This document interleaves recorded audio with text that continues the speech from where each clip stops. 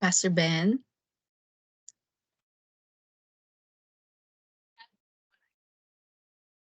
Gina, you're back. Good morning. Good morning. Good morning, everyone. Good morning, Patrice. Mm. Patrice, let me know when we could schedule a brunch. Okay, Forward. I'll send you over some dates and times. Sounds good. Okay, thank you. Pastor Ben, sorry. I keep Yeah. exchanging. Can We're able to get in without me dialing in. No, I somehow it made me join Teams again this morning. I don't know what that was all about. Hmm. Teams wasn't even on my iPad. I've had it on there for a long time. So But I you don't, were, well, I was trying to join early, like you asked me, but I had to yeah. rejoin Teams. Then it takes you through to hook up the mic, to hook up everything. So yeah. So a nice little background you got there, and Yeah. I'm currently in my um I don't know, penthouse. yeah, that's nice. Oh boy, I got my Oreos. Yeah, Show, how's Oreos? showing I off my didn't Oreos. I don't know their standing. Well, they're literally probably the second best team in baseball right now, behind the Dodgers. So we're looking good. Okay. I'm saying the Dodgers and Astros, but I believe we're better than the Astros. We'll see. You know, a fan is biased, right? Yeah. Who we got? We got Jackie on here. I see. Yeah. We'll let a few more come on. Yeah. I mean, maybe we do an icebreaker. What do you think? Uh, yeah, I need some ice. What kind of icebreaker do you want to do? Jackie, Hi, good morning. good morning. Hey, Jackie, did you see my message? Uh, from this morning, Yeah. I did not. uh, Like, can we talk after this?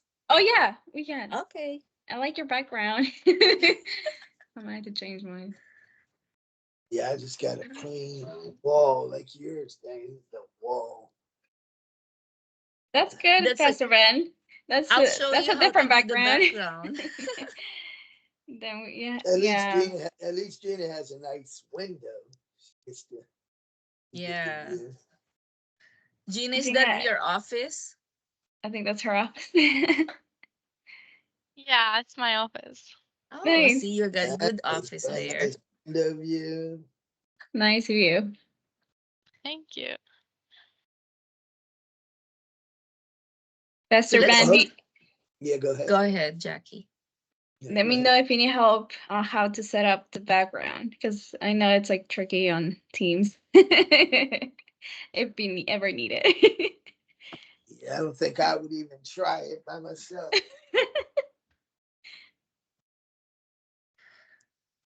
For some I hope reason, you I didn't come can't. out and get okay, good.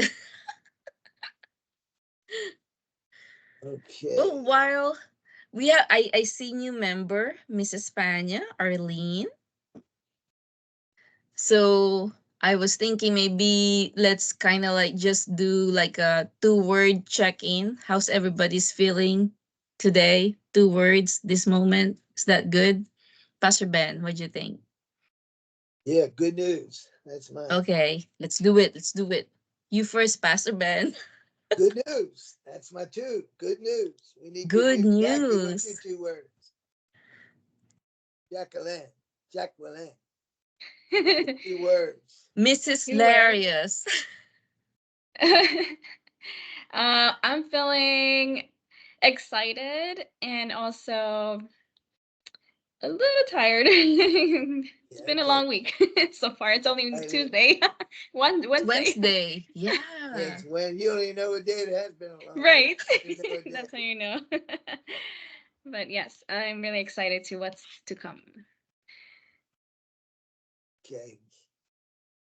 Gina, how about you, Gina? So since this morning, I was feeling happy. So that's my mood. Happy. It's good. Nice. Very good. What's the other one? It's two. It's 2 words. Happy, And also excited.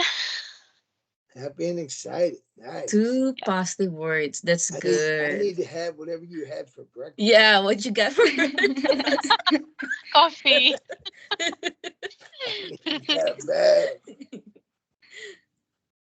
Oh, So Francis, good Francis? morning.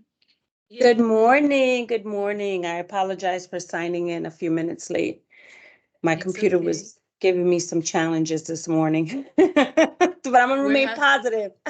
we're having we're having 2 words check in. What's your 2 words? And positive words. No, whatever it is. Do What whatever. your what's your I mean, mood or your space if you right want to now? bring if you want to bring us down, go right ahead. But Oh no, no, no! I'm not in the job of bringing anybody down. I'm always trying to be uplifting, right? But sometimes Gotta be real. is a challenge, right? But I'm Got that grateful. right. One is There you grateful. go.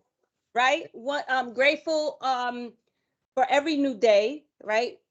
For me, every new day, and I try to keep this replaying in my mind. Every new day is just is an opportunity to start over, right? We can't think about what happened yesterday. It's in the rearview mirror. We got to always think about and be present and intentional for today. I don't even want to think about tomorrow, right?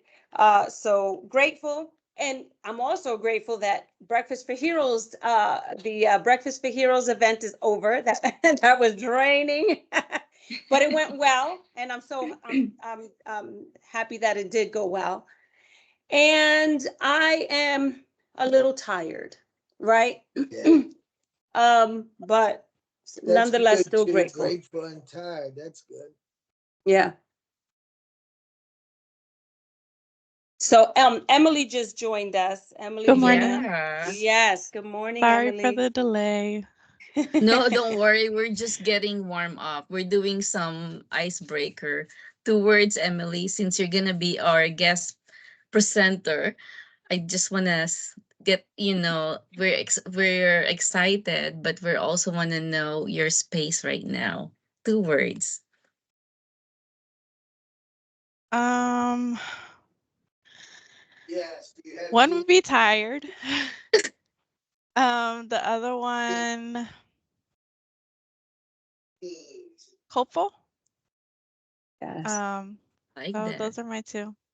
Yeah, I like that. Mine is grateful On that link. If you have and three, you have hopeful teams. too. Yeah. Yes. Um Pat, Miss Pat. Yeah, I know the other presenter said the same thing.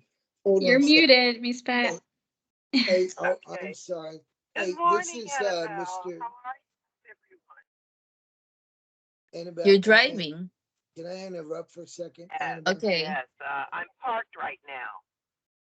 Okay. Sorry. Let And we pass a have bit. Mr. Gray on the other side. He said he's having a hard time joining. Any suggestions, Francis? What you had to do? You had a problem joining as well. Yeah, it was my computer. My computer restarted, and I had to wait until it wasn't that I had an issue joining with the link. You might want to resend the link. Yeah, Annabelle, can you send the link to? No, I'll send it. I'll send. Okay, y'all keep going. If she's joining through the app, it should be quick. But if it's through the browser, that might be an issue that's going on for her. Yeah, that's But true. it usually works pretty well. So before we continue, so who wants to do the first? We have 2 presentations, one with Detective Gray and one with LAYC with Emily Luna. So which one do you guys want to do first before we finish up our 2 words check-in? Any suggestion? I can go first if you guys want me to. You want to do that? Okay. Yeah. That's my girl.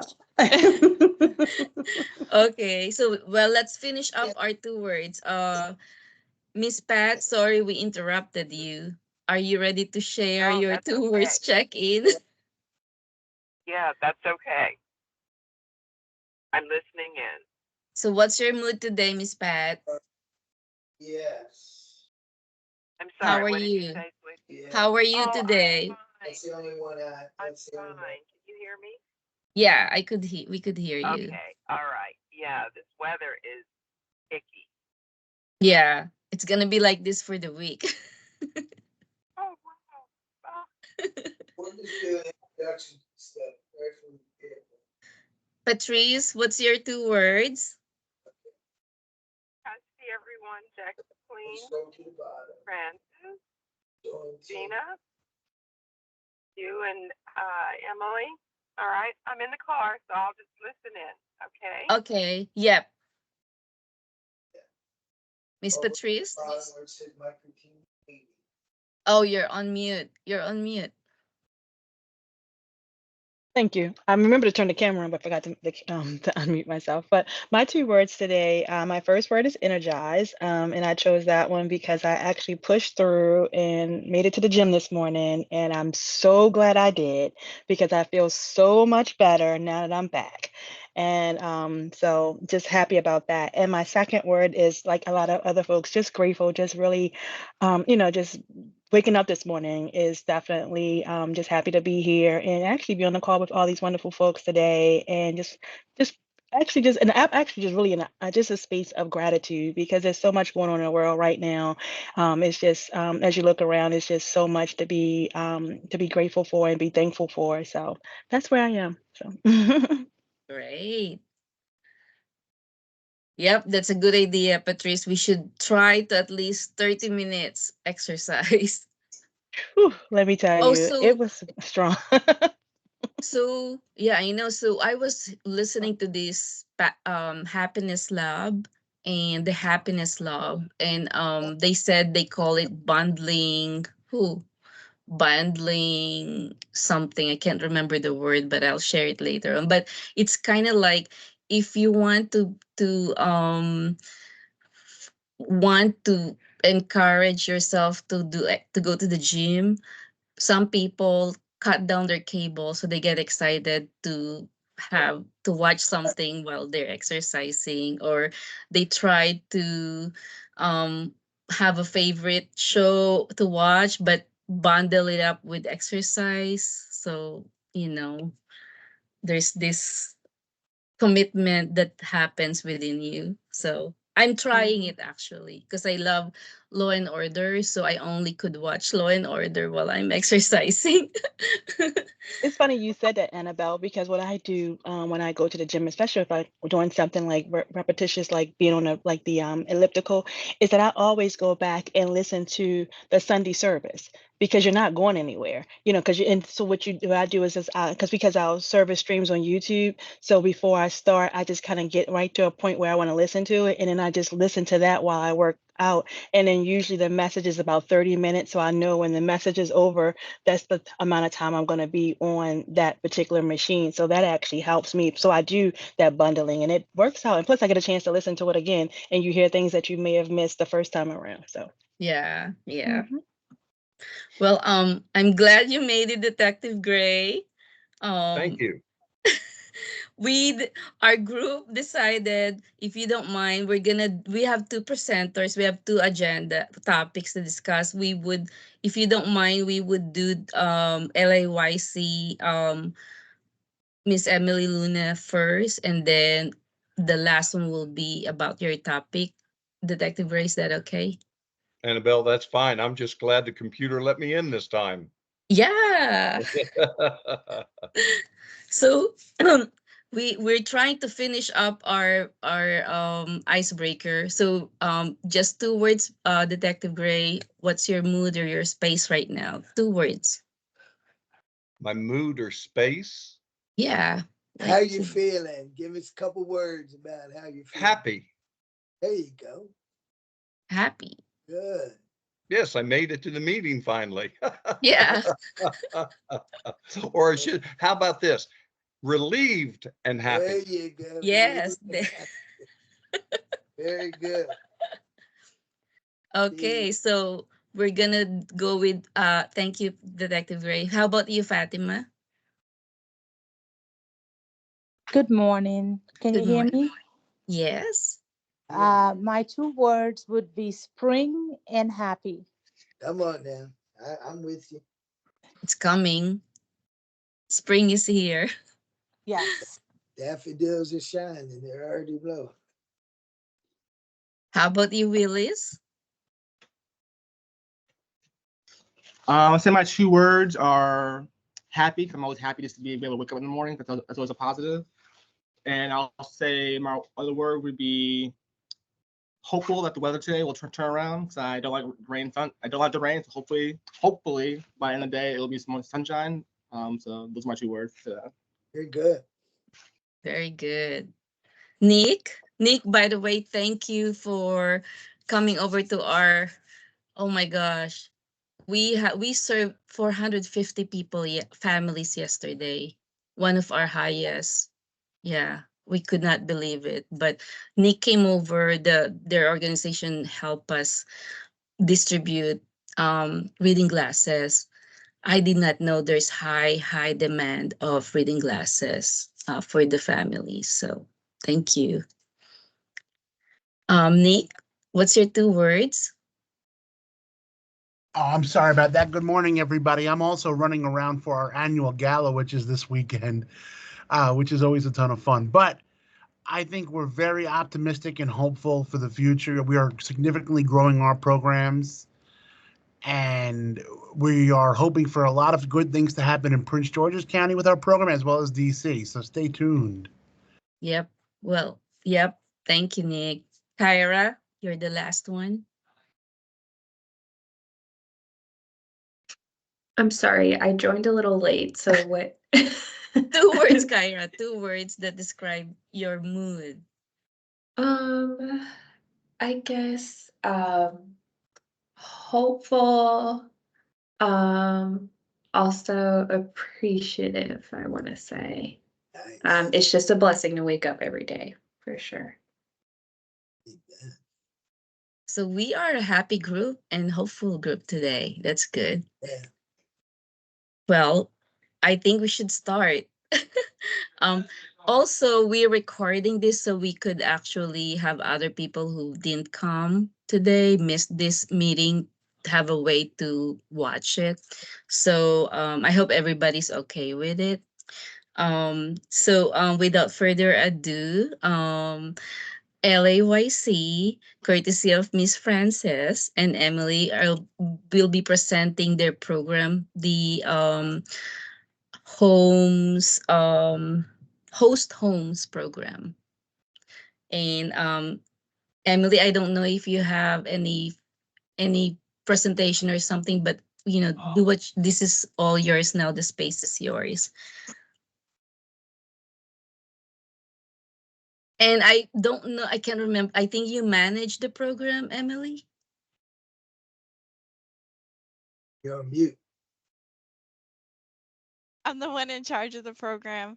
Okay. So I have a short presentation. It's just an explanation about, the program, what the program's about, what are the qualifications to become a host parent, and then a brief summary about what happened throughout the presentation, and then room for questions at the end. So let me share my screen.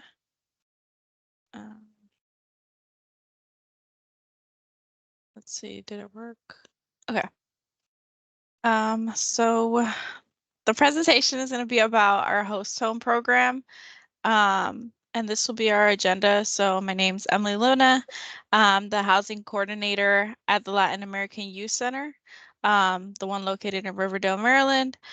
And I basically assist Kai, the manager of housing, with our street outreach team and ensuring they kind of get their tasks done, along with being the case manager for our host home program, along with managing our diaper bank throughout the whole organization in Montgomery County, DC, and Riverdale. And then we're going to go over the purpose of the program, the process of becoming a certified a host parent, summary, and then questions. So right here, it basically explains that we serve the programs focus on youth between the ages of 12 up to 17 who are homeless and at risk of homelessness and or runaways. The host home portion focuses only on youth who are homeless or runaways. Reason being, you know, if somebody becomes certified to be a host parent in the program, they would host that youth referred for up to 21 days. Of course, the youth receives wraparound services along with the parent that is hosting the youth. So that can be internal, external resources, whether that is helping the host parent apply to SNAP, whether that is getting the youth a uniform to go to school, supplies for school, mental health services, getting them to their physical or making appointments for on a sliding scale. And then not only do we assist the youth that is in the home, we also assist the certified host parent. So let's say the host parent needs a certain resource. We assist them along that process, finding that resource to help them kind of because they are helping us. So we want to make sure that we're helping to set up the host parent for success. The purpose of the program is to ensure a safe, secure, and supportive environment because we know the basics of the situation of why the youth ran away or why they're homeless, but also we don't know, you know, what's going on in the home, whether you know it's an abusive environment, it's not a safe environment for the youth. So we want to make sure that the host parent has that environment within those 21 days so that the youth can kind of feel safe while we address other situations that are happening in the home. But ultimately, the goal for the program is to reunify the youth with their family. Now, if we find out the home was, you know, physically, mentally, sexually abusive to the youth, and it's not a safe environment for them to return. Of course, that would be a CPS referral, and then our hands will be taken off just because we don't deal with CPS by grant requirements, we can't serve any youth that is involved with CPS. And then the next two slides are going over the process to become a certified host parent. We want to make sure that the youth going into the home has their own room. And then the host parent has to be over 21 years of age and be able to maintain, if they have a family, maintain their family and the youth that is coming in. We do conduct an interview, a first interview to kind of get to meet the host parent, their background, you know, do they have pets? Do they have a religion that they followed by? And then once we conduct that interview and we figure out if the host parent is a good fit for the program, we pass along the application so that they can fill out. We ask them to complete a background check for everybody over the age of 18, complete and notarize a CPS form. And then we asked them to get a physical and a tuberculosis screening. If they've done it within 1 year or less, they can just provide the proof of those results and provide the physical that was done. We do have required trainings, which can add up to 15 hours. And then the Narcan, first aid, and CPR training are optional. We're kind of in the process of trying to figure out, you know, if we should require them or not. But as of right now, they're not required. We need 3 references from the host parent, family, friends, anybody that knows them. And then we do a home visit at the end to ensure that everything's kind of up to date in the home. If not, we kind of figure out where we can help the family to make their home up to date.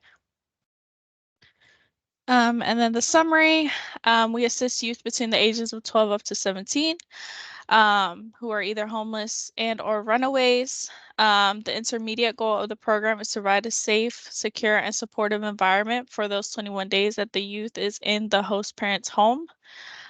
We do provide resources and referrals for both youth and the host parent. And then there's a small stipend to it.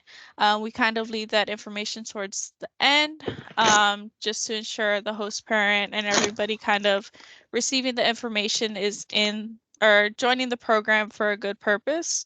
But we would like to say that there is a small stipend every day the youth is in the home. There is a limit of the 21 days. Now if there needs to be an extension for the youth staying in the home, whether that is we're trying to make sure that the family that the youth was staying with, whether that's parents, grandma, grandpa, anybody, if they're struggling with trying to pay the rent, trying to find those resources to become that stable house that the youth needs, we kind of make sure that they have all the resources needed before the youth goes back into their original home. And then are there any questions?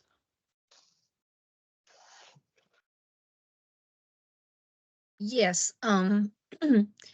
So if the family who wants to host lives in Howard County, let's say, is it okay or it needs to be in Prince George's County So resident? we serve PG County and Montgomery County.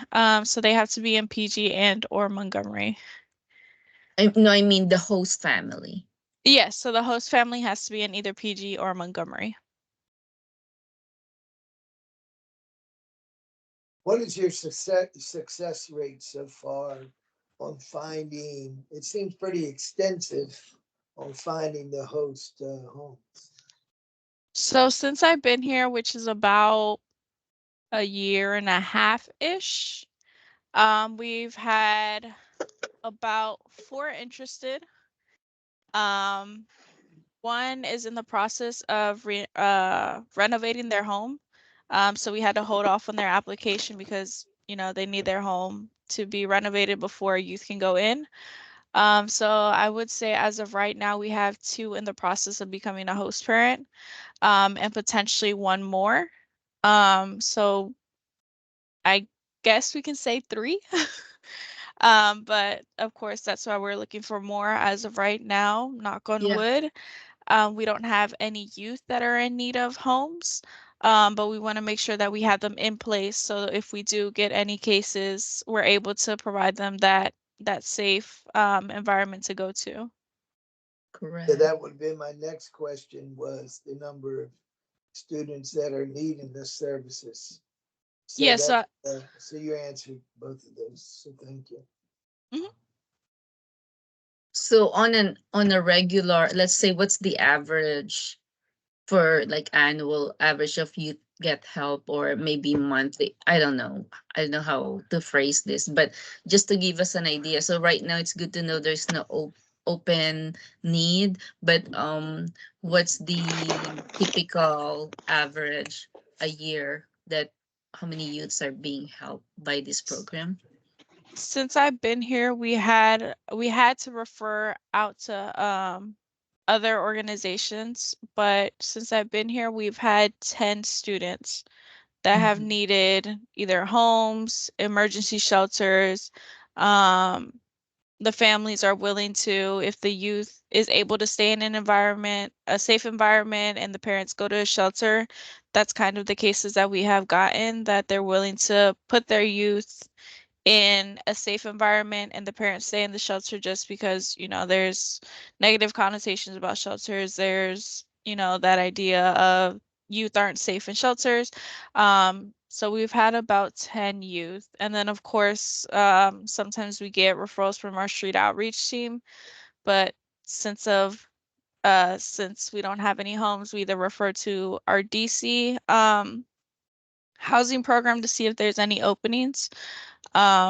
But of course, it is difficult to kind of refer out to DC, and the student is in Maryland. So, you know, worst case scenario, if we do have to refer to DC, we try to. But they kind of serve on the borderlines of kind of Southern County and DC. So it's hard to serve the population closer to us in Riverdale and have a host parent all the way in closer to DC.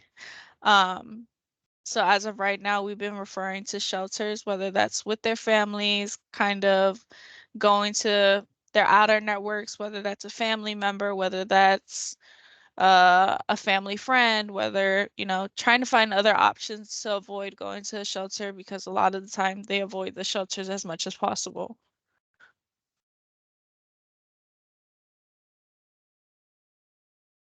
Any other questions from anyone this morning?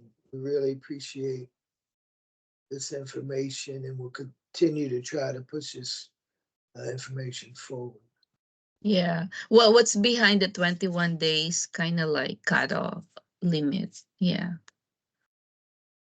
What was the question? I'm sorry. Why 21 days? So the 21 days, okay, so the program is a 3-month program. So the 21 days is to focus on their immediate needs. So in those 21 days that the youth is in the home, we're kind of talking with their family, you know, what are the resources that they need? What is the, you know, what is the underlying issue that caused you to run away? So in those 21 days, they have a safe environment if their original home wasn't safe. And then, you know, if we do encounter that, you know, the original family just needed resources. They just needed role models that needed to be placed into their home, or that specific resources that is causing the youth to run away, or at all costs, we just want to prevent the family or the youth from running away or becoming homeless. So that's why we made it the 21 days, because that's our focus, to ensure that the youth has everything that they need, all the tools that they need. And then the rest of the 90 days, it's to focus on kind of mediating between the family. If the youth is, you know, they're lacking a resource, we want to make sure that the parent is informed about the resources that we're providing to them, and ensuring that they're using it to kind of relieve tension in the home, ensure that they have all of those type of resources needed. Yeah, that's great.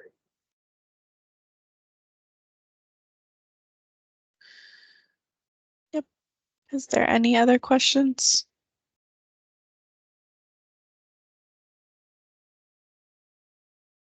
Can we briefly talk about the baby shower that we have coming up too? The community baby shower? Yeah, sure. Yes. So I don't have a presentation on that one. I'm But sorry, Emily, I put you on the spot. it's okay. So as of right now, we're capping it at 30 participants. The requirements for the baby shower is that they have to be a PG County resident. They have to be due in May or after May. And then they have to register for the event. The event itself will be June 8th of this year from 2 p.m. to 6 p.m. We will have resource tables at the event. We will have raffles. We'll have food. We're kind of in the process of finalizing logistics, but I want to make sure that, you know, if families are bringing little kids, that they have a little corner for them to kind of either color, paint, just like a kid corner, to make sure that, you know, they're not running all over the place and the parents are able to get what they need at the event. Let's see.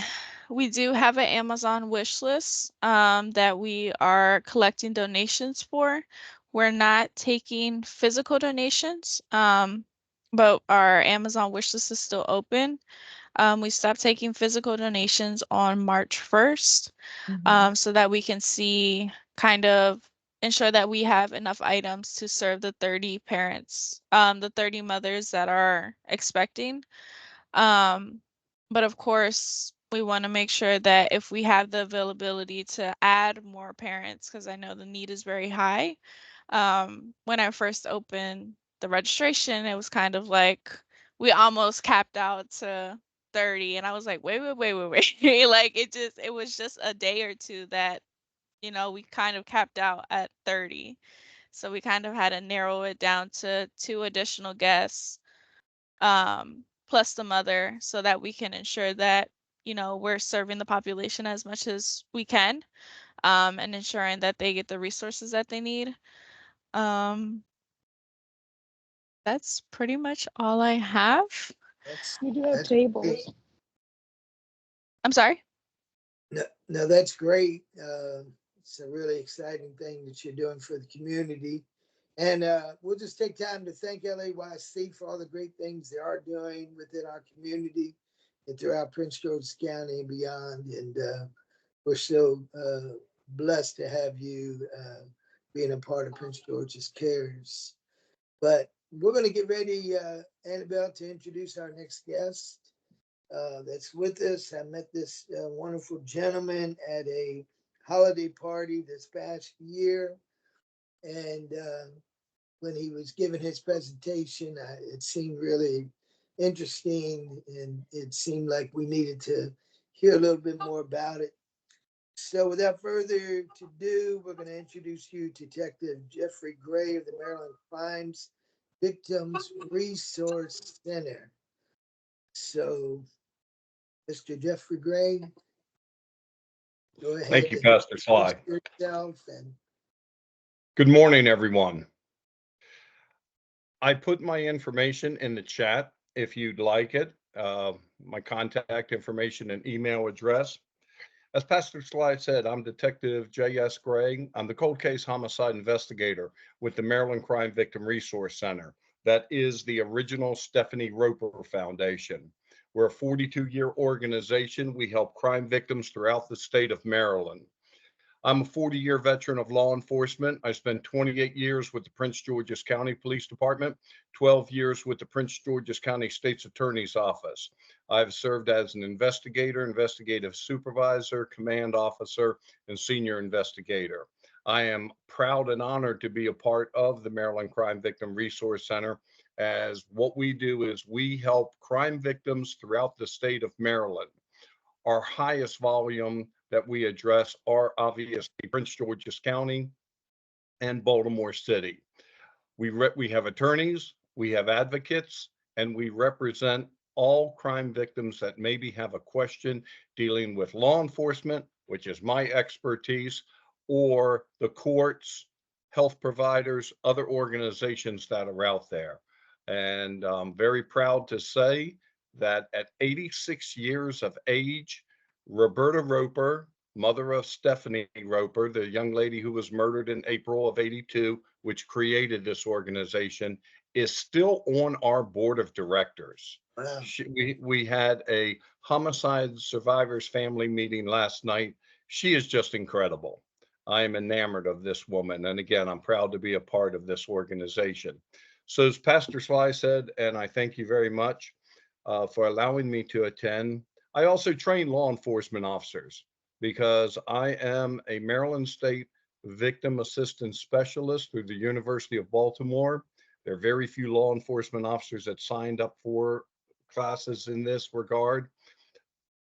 I will tell you bluntly, my whole career, I've been a victim's advocate. And I'm trying to convince law enforcement more and more what they should be doing as first responders, insofar as helping victims. I won't beleaguer the point, but I'm going to give you a quick example. When I train law enforcement officers, I give them a sheet of paper that has the word victim on it. And I then tell them, mess it up, assault it, destroy it, do whatever. I do kid them and say, please do not set it on fire because we're in a training room. But I have had victims throughout my career that have been doused with a flammable liquid and set on fire. Once they crumble up the paper, some tear it up, destroy it, I tell them, put it back together, fix it, make that victim back the way they were before they were victimized and traumatized by the event that they suffered. And they try, but I'm sure everyone here knows you cannot. No matter what the level of crime is, there is always trauma. There is lifelong effects of that trauma. Most can get better in time periods. No one overcomes it 100%. Henceforth, again, why we must be so mindful of victims of all crimes and all incidents, because trauma can not only be crime, it can be anything that can traumatically affect you. So, anyway, that's one of the emphasis I do with officers and also community groups when I go to speak. Pastor Sly and I had an enjoyable conversation, as he said, at the Crescent Cities Foundation celebration. I'm also very proud to say, through the Maryland Crime Victim Resource Center, and I'm holding it up, we have a fingerprint kit. Now, very quickly, for years, this has been around where law enforcement would fingerprint children. I myself also stress the point of fingerprinting elderly people, people with learning disabilities, Alzheimer's, dementia, whatever it is. And back in the day, originally, it was that messy black ink. We would print them, it would be a mess, and then they would file it. This kit here, that I've been fortunate to work with a company and found some national sponsors, is free to the public. In the past year, I have had 125,000 of these kits distributed throughout the state of Maryland via law enforcement agencies and fire department rescues, again, first responders, schools and churches also. I reach out to them if they're interested. The thing about this kit, ladies and gentlemen, is the parent or guardian does the printing. There's a little packet in there. It's inkless now. It's a lot cleaner, a lot neater. It has the instructions and is self-explanatory. You print the individual, you put the demographic information on it, you include a photograph. There's a corner, not literally bite, but where they put it in their mouth, bite down on it or close their mouth on it for DNA. The family, guardian, parent, whatever, keeps this. We all know nowadays there is such apprehension insofar as law enforcement. This is not a government thing. This is the family thing, and the family keeps this. And God forbid, hopefully they will never need it.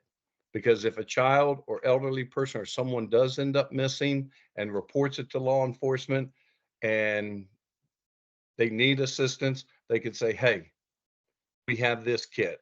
God forbid, in case a body is found or something. It's usually for the worst extremes, but it's proactive. It's something to try to benefit everyone. So we do that, and I go around to community groups and organizations. And again, Pastor Sly and I had the pleasure of meeting at the end of last year, and he invited me to come and speak to you all. I'll be very candid, as I always am. You'll never hear Jeff Gray, Detective Gray, say, to be honest with you. Well, what does that mean? You lie to me all the other times, except for when I say literally, to be honest with you. I am candid. If any of the organizations, or if you know any organizations, wish to assist us in any way, because we are a 501c3, I would love the support. Again, we have offices in Baltimore, Western Maryland, Eastern Shore. Our main office, the original office, is in Prince George's County, right off 301, behind the District 2's police station for Prince George's County, considered in Upper Marlboro, kind of in between Upper Marlboro, Bowie. I will also say to you very sincerely, if you or your organization or people that you work with ever need any type of assistance from us, the Maryland Crime Victim Resource Center, do not hesitate to call, text, or email me.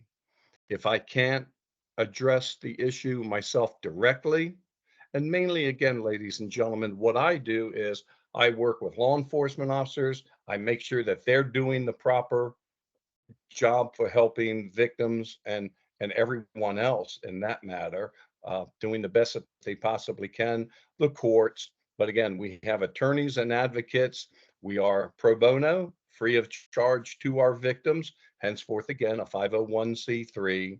And for those, because it is an important issue nowadays, we have bilingual attorneys, advocates, and the fingerprint kit that I showed you is also bilingual. I have it in English and in Spanish. If any of you all are interested in some kits, they are also free right now until I can get another sponsor. I have about 5,000 left. 125,000 have been distributed. And very simply, if you're interested, I can go through the procedures. We don't need to be there per se. We can educate you all on what to say, what to explain. And again, it's a sad commentary that people are leery, sometimes justifiably and rightfully so, of law enforcement. But when a church or a civic organization or an organizations like you all online today hand these out, they're much more comfortable. And again, it's a simplistic matter of explaining what to do, and then they just file away and keep it. I always recommend in a dry, safe place. That is really about it, what our organization is. And if there are any questions or anything I could help with or address right now, please. Okay, I have a question, Detective Yes, ma'am. Gray. So, well, we have food distribution. I was just telling our group we served 450 families yesterday. So, we are, you're more than welcome to drop off some kit to our organization. Unfortunately, some of the people that we serve, they're the ones who also, maybe also victims, and we don't know that they're very vulnerable. So I think this kit will be a good thing now that I realize that it's not like they have to submit it somewhere. They just need it to have it handy for them. So I think that's a good protection for them, especially for the kids. My other question would be trauma. So do you guys have a are you able to kind of like do a presentation about how we could be trauma informed coalition, trauma informed organization? Because that's, I went to a summit, and I think being an organization that serve vulnerable families, our volunteers and our leadership need to learn the importance of being well versed on trauma type of, you know um mindset, and that needs to reflect on how we serve people. So I just don't know if somehow you could help us kind of like maybe through another meeting, or to host a trauma informed program or topic that you could present. I don't know if you guys do that.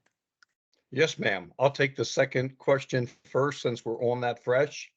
Again, I am an MPCTC, which is the Maryland Police Correction Training Commission certified instructor, and also through the University of Baltimore, I am a victim assistance specialist. Yes, I and or a couple of our advocates and attorneys do make presentations insofar as victimization and the effects of trauma. Unfortunately, 40 years in this profession, 40 plus years actually now, um, I too am a victim of crime. I point out in law enforcement classes, and if you can see, I have a blue line wristband on. 19 of the 30 Prince George's County police officers killed in the line of duty died during my years with the Prince George's County Police Department, State's Attorney's Office. Several of them were dear friends of mine. It affects everyone. So it affects the care provider. It affects rather the first responder and law enforcement officer. So yes, we do present classes or meetings a little bit softer. I know right now my wife and daughters kid me.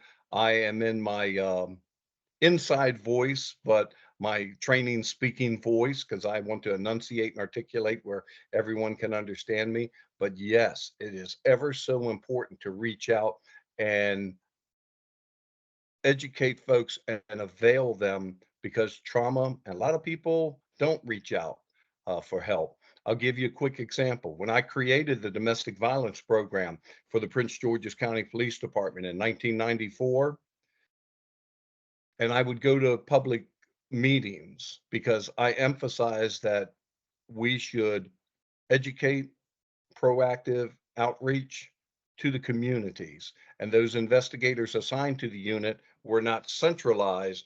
Rather, they worked out of the six, now there's eight, but six district stations within Prince George's County.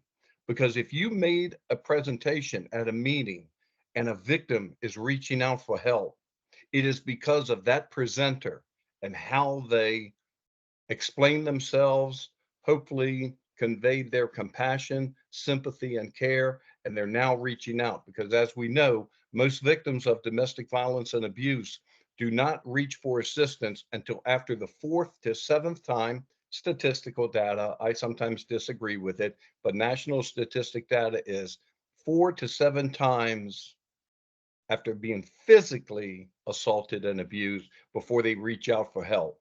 So I stress the fact that that individual that made that presentation should be the one to help them and to avail themselves when possible. So yes, it is ever so important. People don't reach out. And unfortunately too, ma'am, they don't know all the organizations that are out there to help. House of Ruth, we the Maryland Crime Victim Resource Center, the Family Justice Center, and I could list a whole group of names of organizations, fantastic organizations that I've worked with over the years. Also, an emphasis, ma'am, on victims' rights. So, for example, when you are a victim of a crime and it goes to court, under Maryland law, the courts are required to notify you of any changes, any reschedulings, any new court appearances.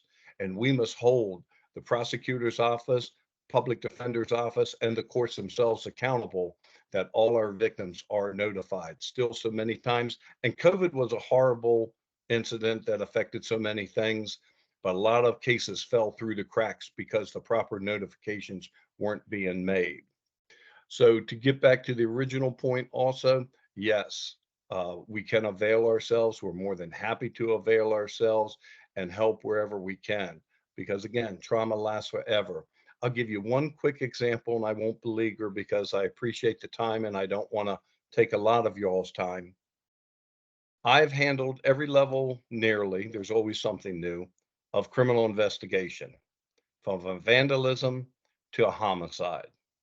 And I've always debated the point very respectfully, ladies and gentlemen, which is when I trained, but also when I was in homicide, which is worse? What's the ultimate crime? Well, everyone says a homicide is the ultimate crime, but the victim, if how we've been taught through church and everything, is at rest, is at peace. Now, homicide is maybe the ultimate crime, but my emphasis, the sexual assault or physical sexual child abuse, they live with that crime every single day.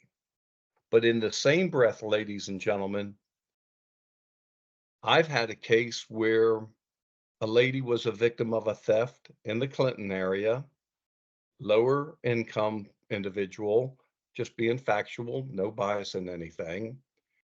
And a ceramic deer was stolen out of her yard by a bunch of knuckleheads at night. And she was literally beside herself. I just happened to ride with the uniform officer that responded. He was a friend of mine. We were talking and his call went out 2:30 in the morning. And the officer couldn't understand why was she so distressed and distraught.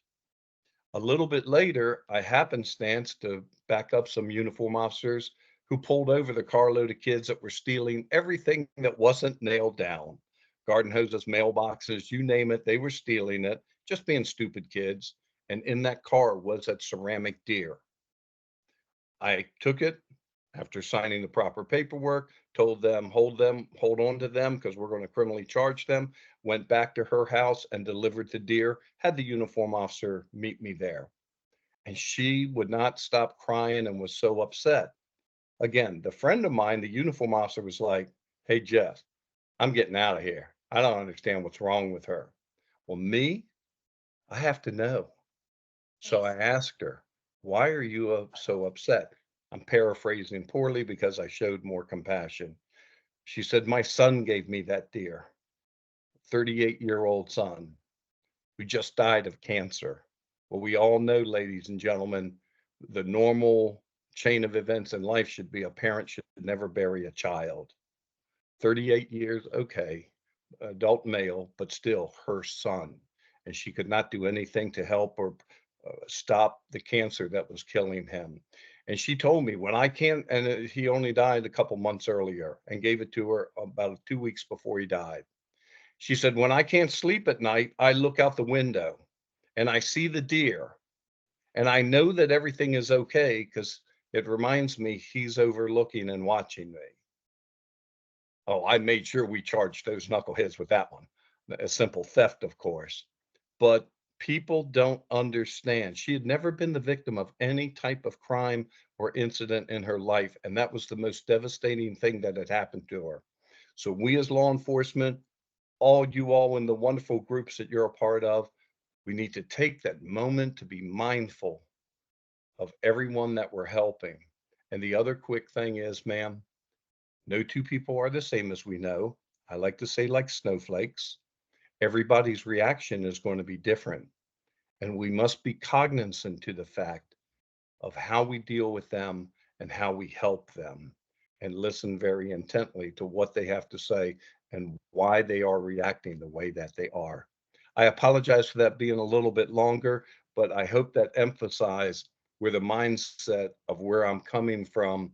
And we must, especially law enforcement, we must do a better job in helping victims. So, yes, to cut it real short, anything that I can do. And if our organization, or if I can't help personally and directly, I'll facilitate as to who can. If I may ask, I am looking over in the chat. I'm getting a couple of email addresses. I can jot them down. Please jot mine down and send me the connecting email, and I'll be more than happy to send the kits if you're interested, and or avail myself or someone within our group if we can address victims. We are hoping soon to bring on a contractual basis a therapist to also sit and work with people. Yes, thank you for the acknowledgement, sir. But again, now remember, we're blessed here in Prince George's County through the hospital, and I know they changed their name. I don't know if MedStar or whoever took them over in Largo, Landover, Old Prince George's Hospital Center. We not only have the Sexual Assault Center, which I've proudly worked with since 1980 as a young detective. It is called the Prince George's Domestic Violence Sexual Assault Center. And whenever there is an incident and someone needs assistance, they too have a plethora of great individuals who can help crime victims and also victims, period, of other incidents, health providers. So what you all are doing, I think, is fantastic. I love your all's name of Prince George's Cares, because me personally, ma'am and gentlemen, ladies and gentlemen, I wish more people would care. But that's the cross we have to bear in helping everyone that we can. And I'll get off my soapbox. I'm sorry. No, that was wonderful, Mr. Gray, and we're so excited to be able to tap into the resources that are available and get to learn them. So we'll talk offline, Annabelle, myself, with you about, trying to get some additional resources. And then we'll try to get information on how to get those kits as well. I think, Emily, that's something y'all should think about now, having these access to these kits, even with your programs. So we got 1 minute. Pastor, but I think Jackie has a question, or Jackie? she raised her. I thought she was just waving hi to me. I thought that's what. Oh, yes. I used to work with Councilmember Danielle Galeros and Councilmember Eric Olson, and I did got to meet a group of moms who used to have a healing circle at St. Bernard's Church. through the previous person that was before me. So they would call me and ask me if we could start that again or just request to go back to the healing circle because they were victims of domestic violence. But the person before me, she had more of psychological, I think, certifications to do it. So I was not able to really get it started.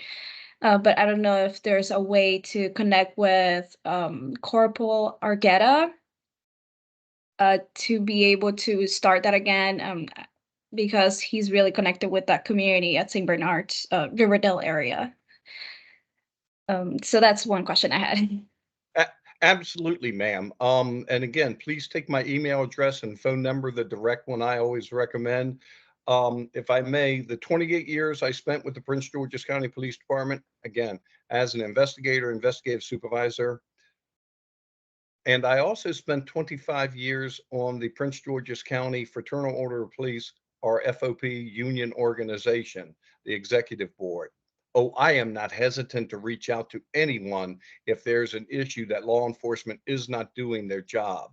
Not to throw them under the bus, but in all sincerity, ma'am, if you're going to step behind the bus as it's backing up, well, then shame on you, because we should be here to help people and to serve our communities. No matter how hokey that might sound, that some people say when they interview to try to get the job, I live it.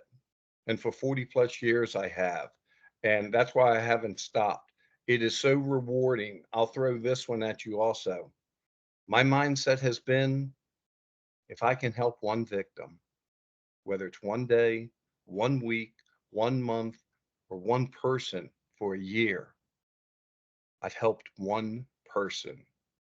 We're not going to change the world, ladies and gentlemen, and domestic violence in particular, groups that I've worked with when I created the program for the police, stop the violence. Well, we want to stop it, end domestic violence. I'm sorry, ladies and gentlemen, we won't end it. It's a learned behavior and it's a pyramid, but we can make great inroads when we work together. So let me know, Jacqueline, and I'll be more than happy to reach out to him and any other. I also represent, through the Maryland National Capital Park Police, the Prince George's Chiefs Association, and I also work with the Maryland Municipal Chiefs. Again, I'm old, I've been around for a little while, and a lot of these municipal chiefs in Prince George's County, I originally trained, and we're all friends. So if there's a municipality within Prince George's County that you need assistance with, let me know and I'll be more than happy to do that too. And I'm sorry, I'll stop. No, One last wonderful. one last question, Pastor Ben. Okay. Miss Pat. Oh, Pat. Yes. Can you hear me? Yes, ma'am. Okay, great, great. All right. I really enjoyed your presentation, Jeffrey, and I wanted to say, Pastor Ben and Annabelle, you know, spring is coming. Have a patio at Sarvis at seat 76. I would like to get with both of you, and let's put together a list of presentations, programs that should be offered at Sarvis, because you know, we really want to get information out to the community, and you know, for both of you in partnership with CCAR and the Sarvis Cafe, it would be great to have you know, these presentations and information available. It could be weekly, it could be every other week at Sarvis, and I think that would really help the community. And that was really the mindset of all of us when we were developing Sarvis. So, Jeffrey, certainly your presentation would be welcome. People need this information, and you know, they can benefit from it. We would feel that Sarvis is really helping the community then.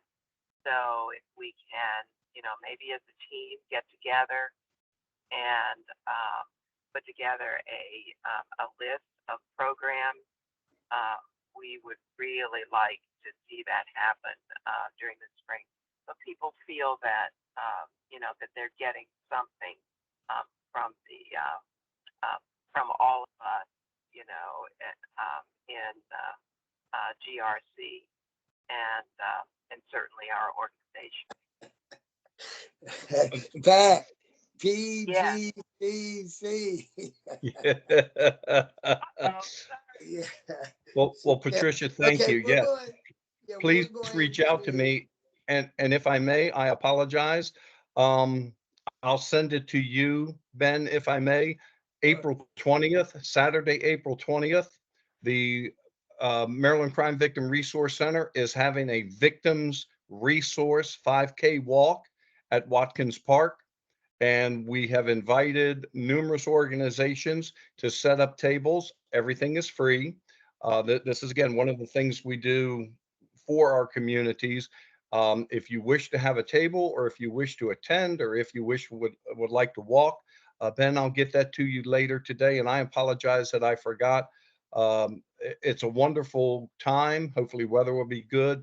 And right there in Watkins Park in Largo off 202. So I'll make sure you all have that information. All right, so everything's going to be in the chat, everybody. We're going to have additional meetings outside of this with Mr. Gray. It's been a wonderful presentation. Thank you, LAYC. Thank you, Detective Gray. Thank you, everybody, for hanging in there. We love all of you, appreciate you, and have a super blessed week. God bless you. Thank you, everyone. Thank you all very much. you. And Thank you. someone did Bye-bye. in the chat,